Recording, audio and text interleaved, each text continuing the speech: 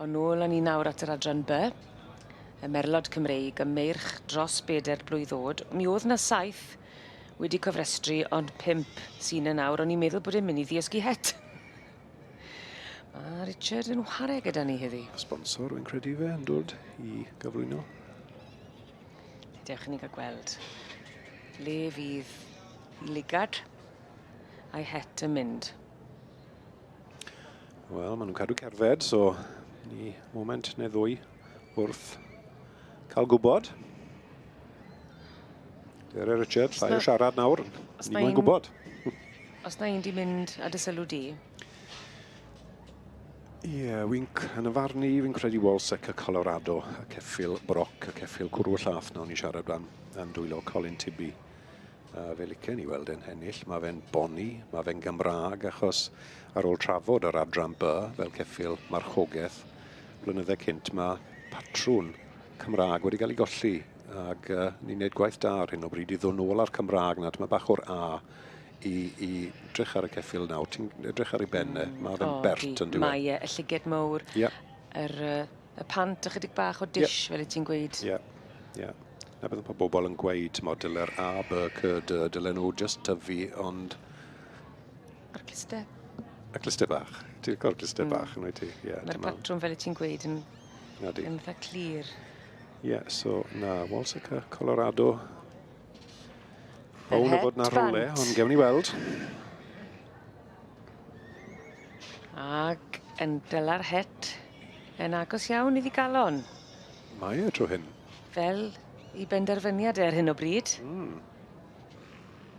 Bydd y gyfrinach mas cyn hir.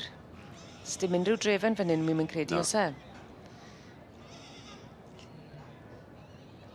Le eiff yr het.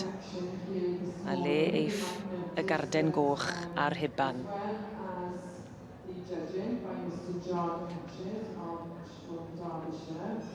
Ni o fewn eiliadau ddarganfod pa farch fydd yn mynd ar wobr gynta gyda'r adran B. Le mae'n cerdded? Odi, mae'n disgwyl fel bod y gardyn goch Colin Tibby. Mynd I Colin ag ceffil Lynn Wilson a'i theulu. A hynny yw Walsec y Colorado. Wy'n bles iawn o'n I, mae rhaid gweud mae'r ceffil yn wedi ennill digon trwy'r flwyddyn a cadw ennill heddi yn y gylch.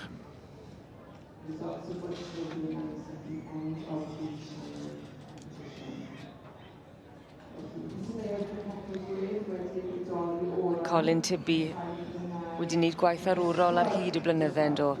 Walsec y Colorado, mae fe'n farch bach boblogaidd iawn. Ceffil ifanc. Digon o fwyd I flaen fe, ar ôl y gardyn goch hyn. Ond mae fe'n boni yn diwedd. Di. Colin Tibby. Yn trafod i'r perchynog Lynn Wilson.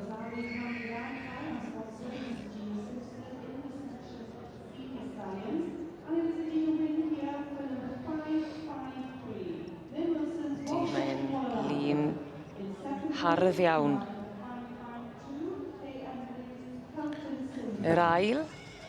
Celton Simba, dwi'n deall. Celton Simba, I Kelvin Williams.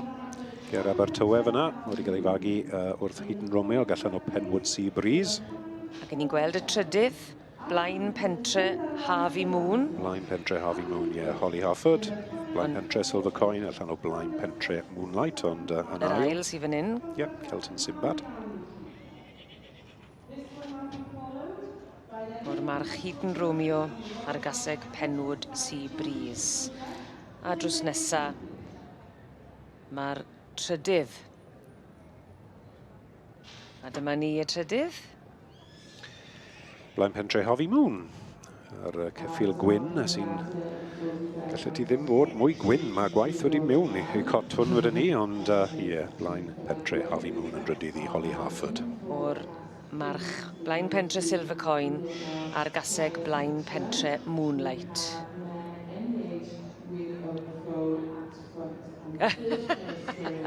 Colin Tibby yn gweud. Cadw dy drwy'n yd unan. Cadw dy ddannedd yd unan. Mwy o'r pwynt.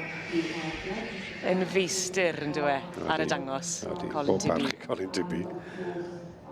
Ond mae hwn yn disgwyl yn bictiwr heddi. A hwn i ei ffwn mlaen i wneud lot yn well heddi yn yr adran by.